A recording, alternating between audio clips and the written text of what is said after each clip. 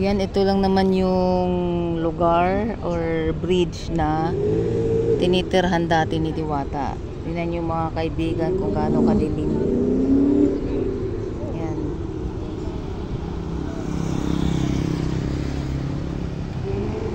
So doon tayo sa kabila tatawid.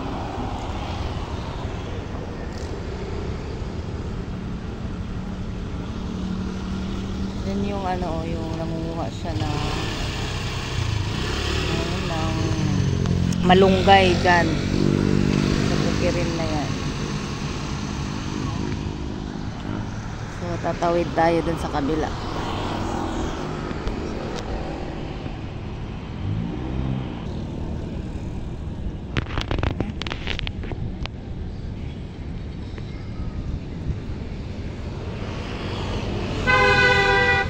Yan, dami pa lang tumatambay dito pag gabi.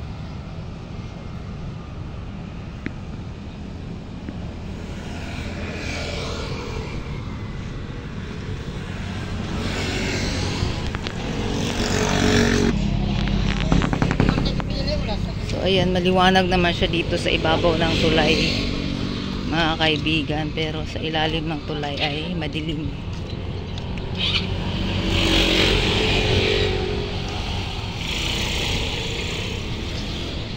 Maraming nagtatambay dito, no? May nagtitinda din. Ayan.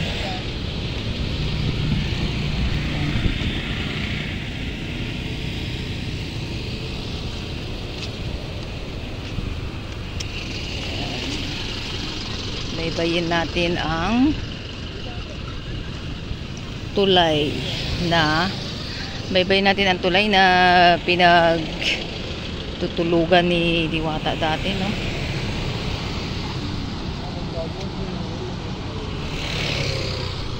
Ang dilim pala, mga kaibigan, sa ilalim ng tulay.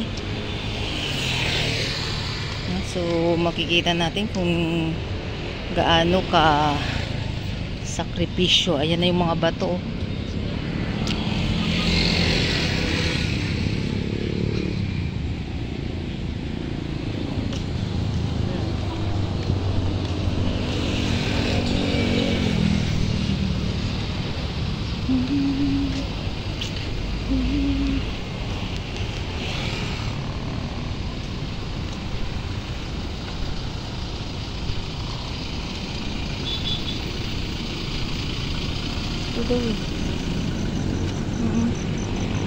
Yan.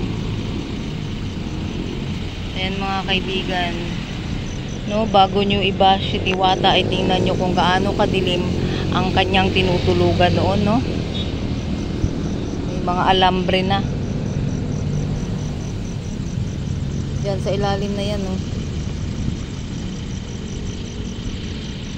Dyan nga yung binabaan ni Diwata.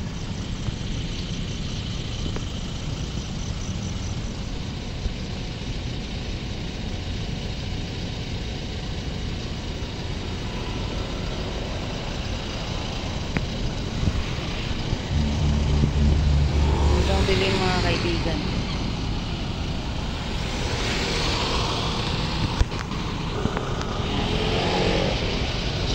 Maliwanag dito sa ibabaw ng tulay, no, pero sa ilalim makikita natin kung gaano kadilim ang kanyang tinutulugan noon, no? Ano? Gaano man kadilim ang kanyang tinutulugan noon, ay ganoon naman kaliwanag ang kanyang parisan. At ang kanyang buhay ngayon, malaki na pinagkaiba, mga kaibigan.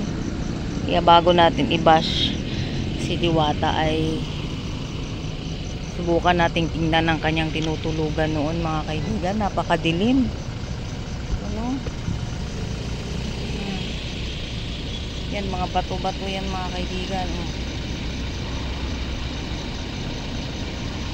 Pero dito sa ibabaw, ang dami palang tumatambay. Mga sasakyan, mga nagtitinda.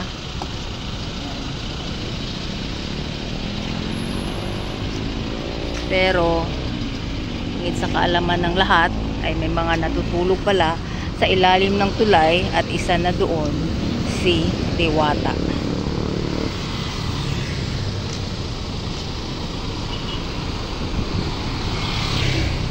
Yan, so pupunta na tayo sa kanyang parisan, mga kaibigan.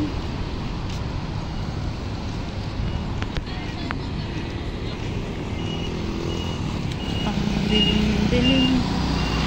Ang dilim sa ilalim ng tulay.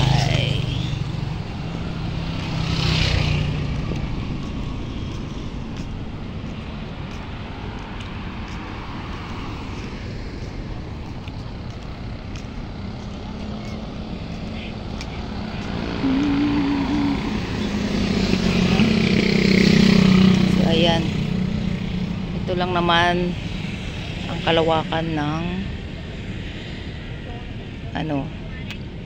tubig di dagat sa tulay. Ang dilim, wala kayo makita mga kaibigan. Ayan,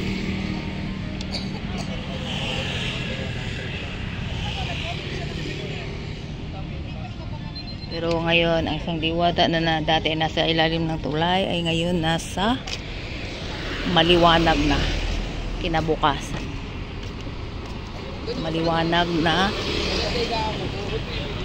Maliwanag na parisan niya na ngayon mga kaibigan. Yan, ang daming mga nagpa-park dito ng mga kotse sa ibabaw ng tulay.